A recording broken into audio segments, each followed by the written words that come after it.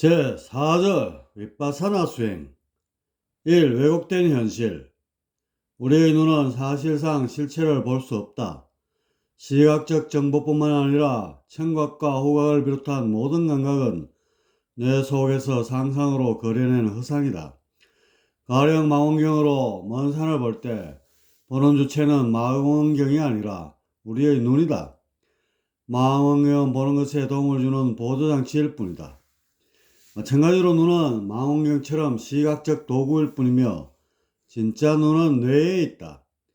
뇌에서 눈을 통해 들어온 전기적 신호를 조합하고 가공하여 가상의 화면을 생산하게 되는 것이다.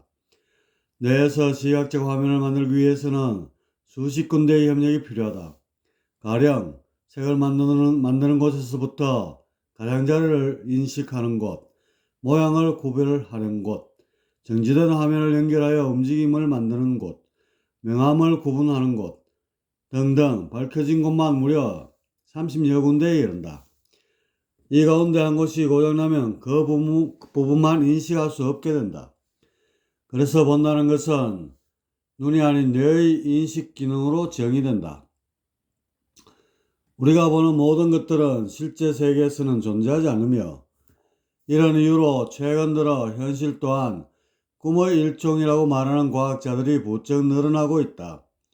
꿈꾸는 것과 깨어있는 것이 똑같지는 않지만 그 구조는 매우 비슷하다.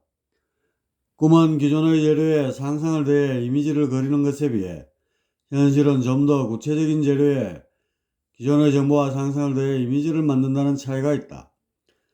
뇌는 쉴 때면 꿈을 꾸고 깨어나서는 보다 구체적인 현실이라는 꿈을 가공한다. 따라서 이미지를 만드는 재료가 싱싱한지 아니면 좀 묵었는지의 차이에 의해 현실과 꿈은 나뉜다. 이렇게 보면 현실과 꿈은 별개가 아니다. 삼라만상 모든 것은 정보로 가득 차 있다. 뇌는 그 정보를 가지고 현실이라는 이미지를 만들고 스스로 유라 여기게 된다. 유로 보는 순간 우리의 의식은 분별로 가득 차고 너와 나로 구분하면서 중생이 된다. 중생이란 내가 꾸며낸 것을 현실로 믿게 되면서 생겨난 것이다. 그래서 현실이 실제가 아닌 꿈이라는 사실을 자각할 때 여기서 깨어나려는 모종의 움직임이 생겨난다. 깨어나기 위해서는 우선적으로 내가 만들어낸 가공의 현실에 도취되지 않고 있는 그대로 보는 데서 출발해야 한다. 이것이 바로 정관법으로 알려진 윗바사나이다. 만일 내가 있는 그대로 보게 되면 어떨까? 그건 빛의 수많은 파장들이 무질서하게 부딪히며 전멸하는 별로 좋지 않은 그림이 될 것이다. 원석을 깎아 보석을 만들듯 뇌가 빛을 조합하여 그럴듯하게 가공해야만 세상을 아름답게 보이게 된다. 그렇다면 아름다움을 그대로 유지하면서 있는 그대로 보는 법은 없을까? 외부에서 오감을 통해 정보가 들어오면 그것은 우리의 뇌 속에서 일련의 처리 과정을 거치면서 실제와 다르게 구성된다. 여기서는 크게 감각 왜곡과 잘못된 지각이 있다. 우리의 인식 구조는 이처럼 실제를 볼 수 없는 구조로 짜여 있고 그래서 시각은 물론이고 청각, 후각, 미각, 촉각 등도 뇌에서 만들어내는 상상이 되고 만다. 실제를 볼 수 없다고 하여 실망할 필요는 없다. 왜곡된 정보에 마음을 빼앗기지 않는 자선책을 택해도 다행히 효과는 기대 이상으로 나오게 된다. 따라서 오감으로 느껴지는 모든 것들이 뇌가 정보를 조합하여 만든 상상임을 직시하고 그것으로부터 초연해지는 훈련이 필요하다.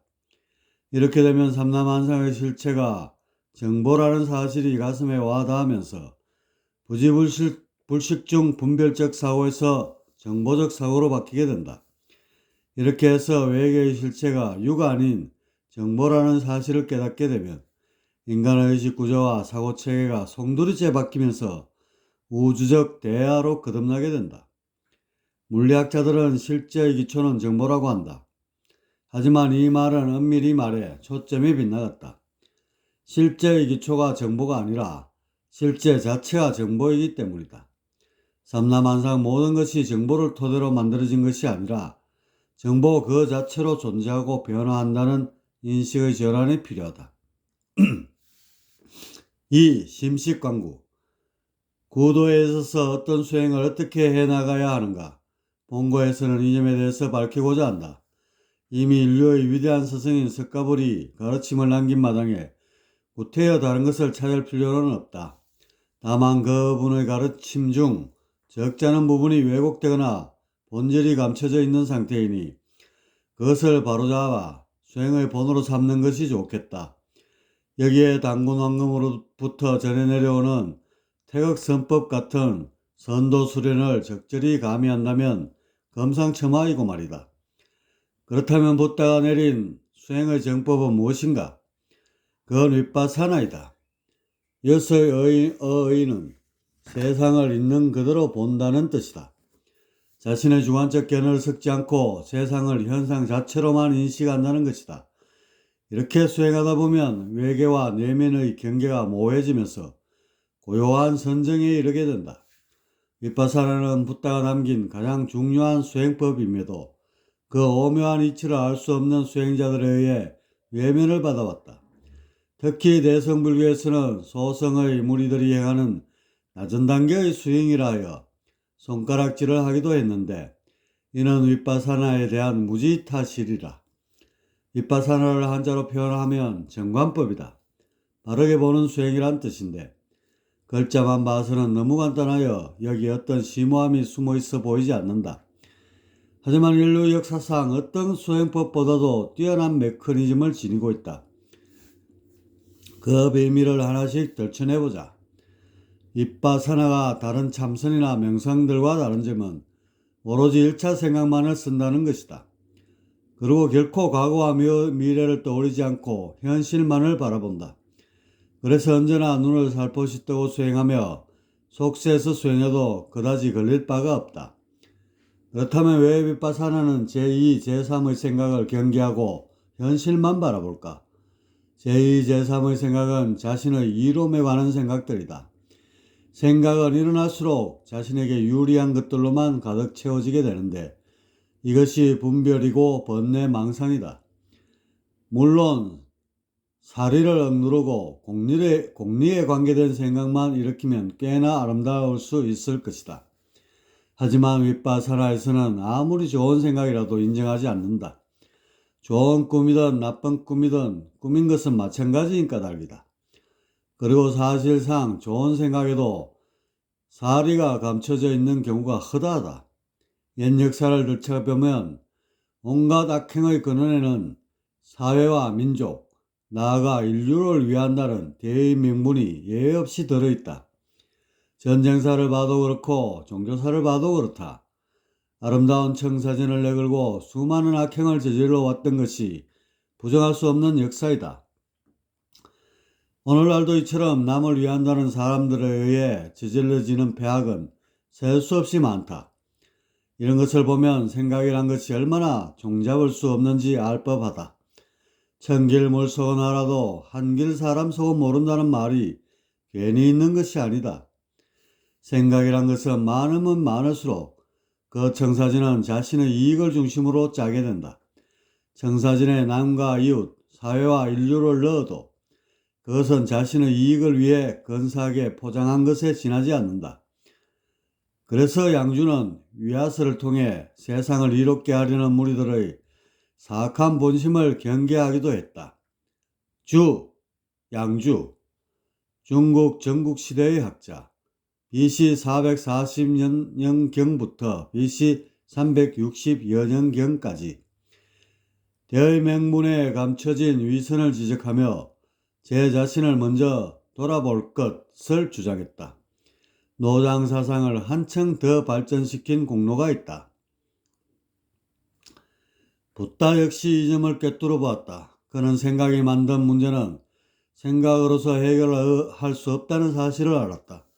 그래서 생각의 분열을 막는 방법을 고안했고 여기서 등장한 것이 생각을 보는 윗바사나이다. 생각이란 그것을 바라보면 힘을 쓰지 못하고 맥이 꺾인다. 이렇게 되면 오염되지 않은 1차 생각에만 머물게 되고 여기서 외계와의 순수 공명이 일어나게 된다. 그야말로 있는 그대로 보게 되어 산은 산이요 물은 물이다 라는 말이 절로 나오게 된다.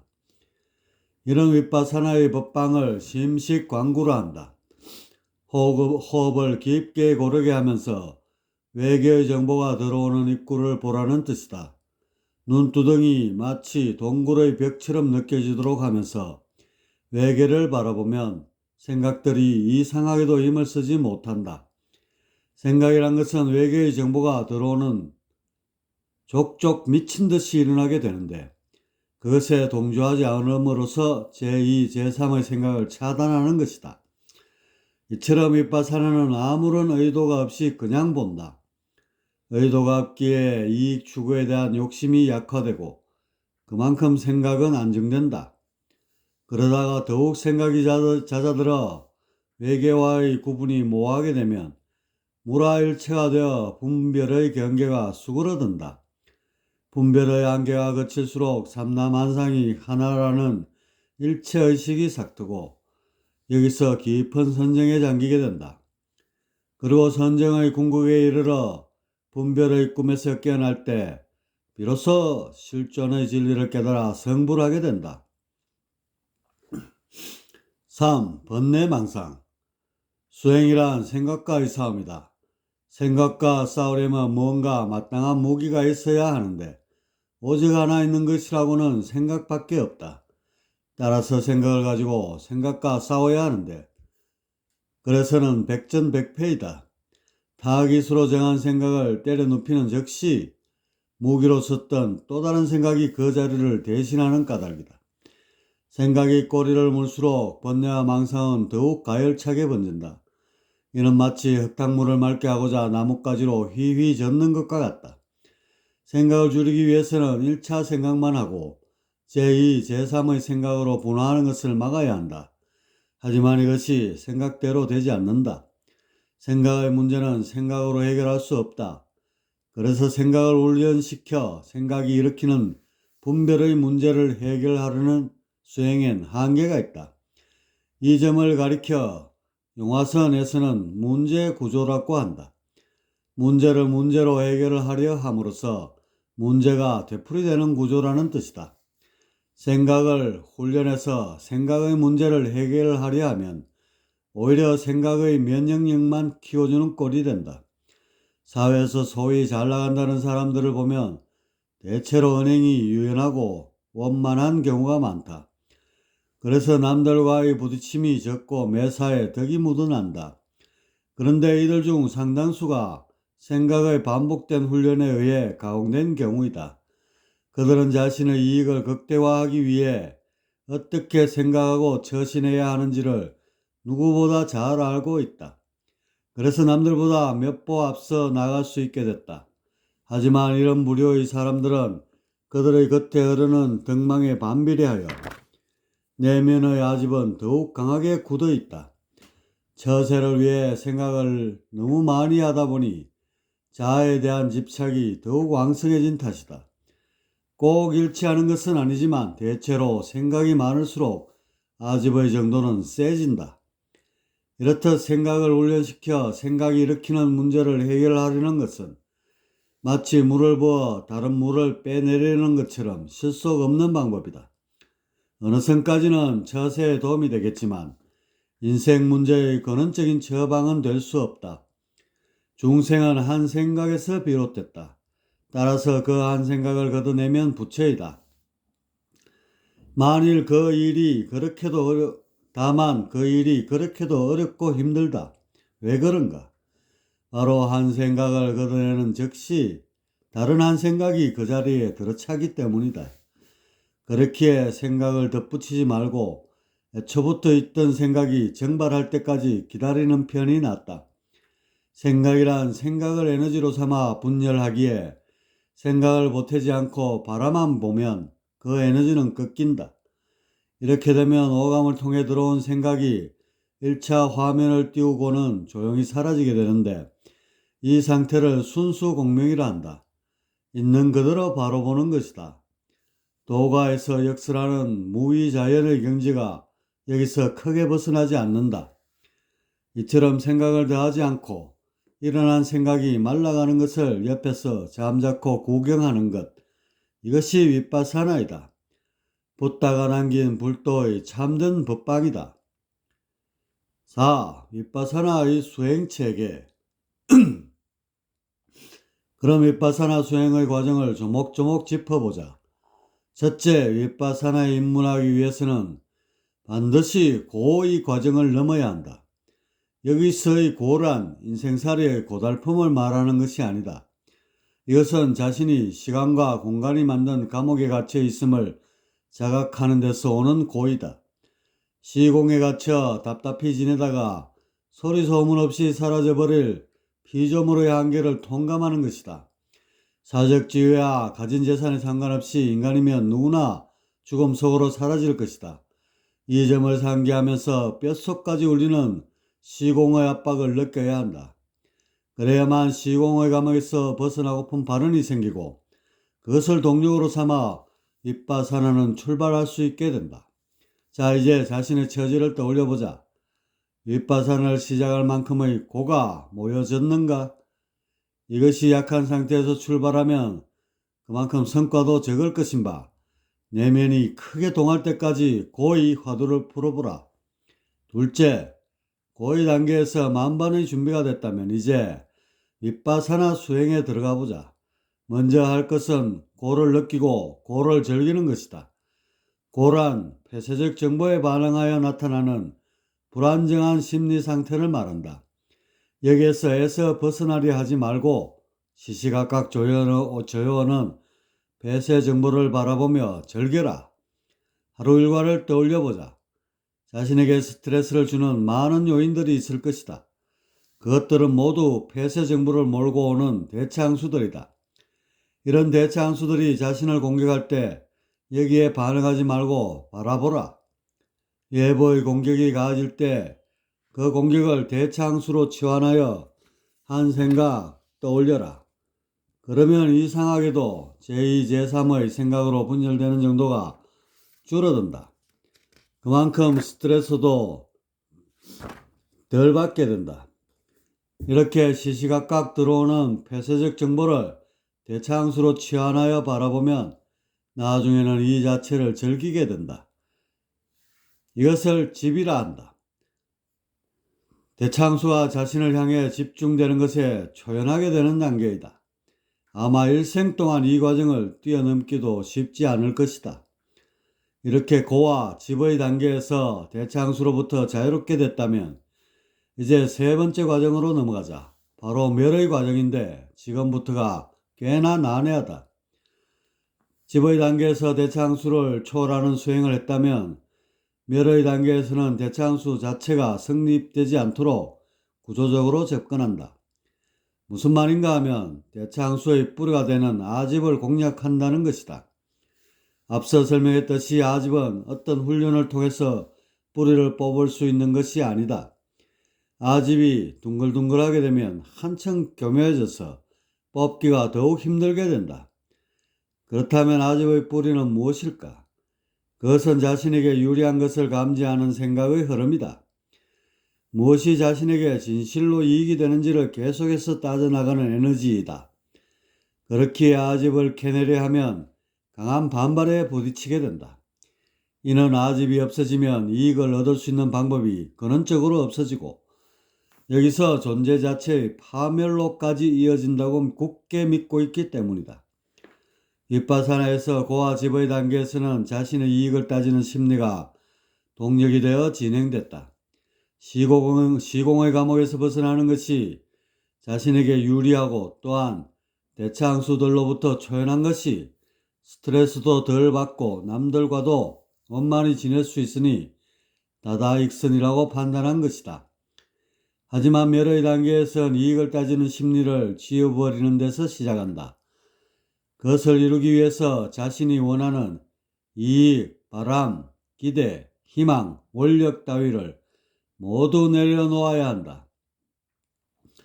진실로 자신이 원하는 바가 있다면 이제 윗바사나 수행은 한치도 앞으로 나아갈 수 없다.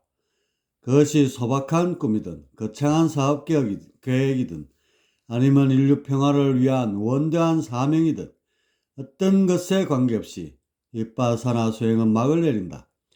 사실 자신이 세운 원력에서 이해 덕실만 빼면 되는데 이게 구조적으로 잘 안 된다. 그래서 원력 자체를 날려버리는 것이다. 이것이 멸이다. 멸이 되면 자신이 세운 원력이 자신과 분리가 되어 허공에 둥둥 떠게 된다. 즉 나와 결부되지 않은 원력 그 자체가 이루어지는데 이때의 원력엔 개인의 이해덕실이 들어가 있지 않다. 다시 말해 어떤 구체적 목적이나 청사진 따위가 들어있지 않은 그저 밝고 맑은 원원한 에너지일 뿐이다. 마음을 평화롭게 하면서 왠지 모를 환희에 잠기게 하는 오묘한 희망의 기운, 이것이 진짜 원력이다. 그래서 이제 이런 원력을 향해 무턱대고 나아가다 보면 그 주변에 이런저런 그림들이 그려진다.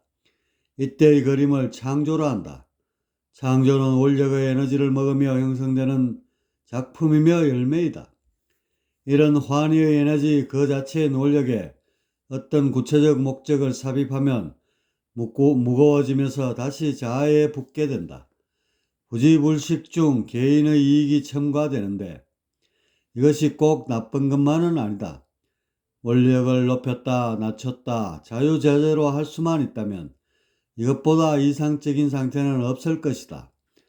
불도에서는 이런 경지를 사사무예라 하며 높이 받든다. 아무튼 이런 에너지 자체의 원력을 이루려면 일체의 꿈과 희망, 바람을 버려야 한다. 이때도 어떤 목적을 가지고 비우려 해서는 안 된다. 비우기 위한 비움은 그 구조상 비워질 수가 없다. 석가는 부처가 될 원력을 세우고 6명의 스승을 찾아 구도에 전력했다. 하지만 모두 실패했고 허탈해진 그는 결국 구도에 대한 원력을 버리게 된다.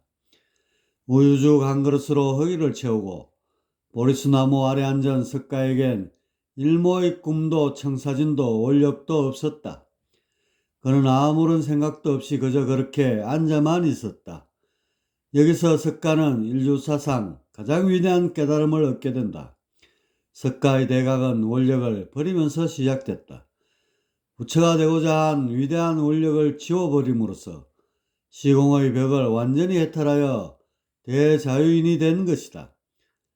그렇다면 독자들은 이 부분에서 꽤나 난감하게 생각할 수 있을 것이다. 원력을 버리라는 것은 산송장이 되라는 말이며 또한 원력을 버리려고 해도 결코 버려지지 않을 것이니 말이다. 석가처럼 어떤 극적 상황에 의해 저절로 되면 모를까. 어떤 의도가 들어가서는 결코 버릴 수 없는 것이 원력이다. 여기에 대해 윗바사나는 단계적 접근을 제시한다. 바라는 마음을 버리고 그곳에 평화를 놓으라고 한다.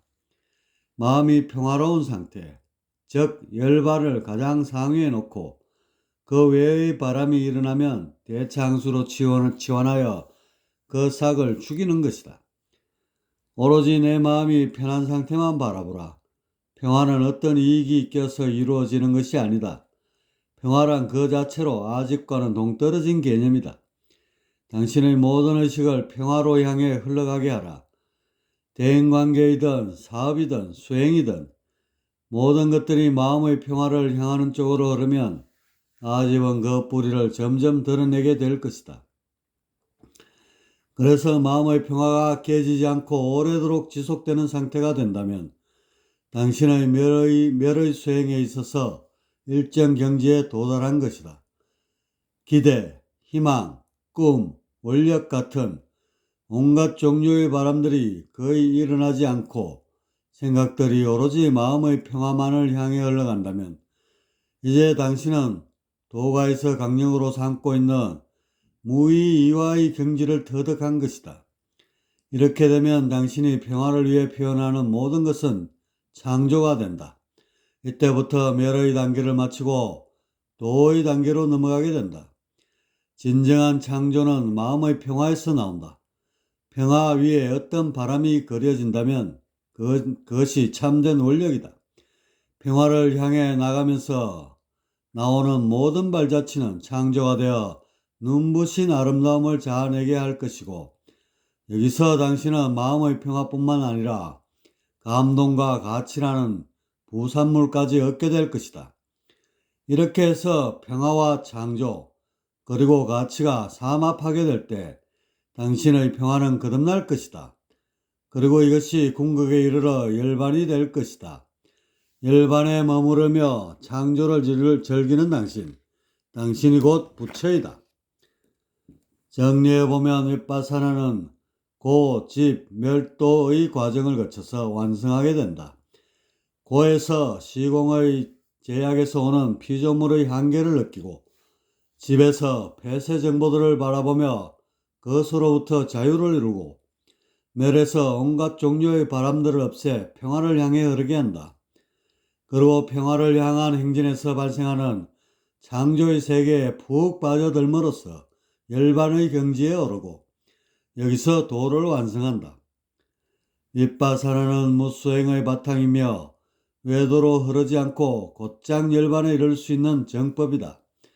따라서 구도의 뜻을 세운 수행자라면 마땅히 윗바사나를 수행의 본으로 삼아야 할 것이다.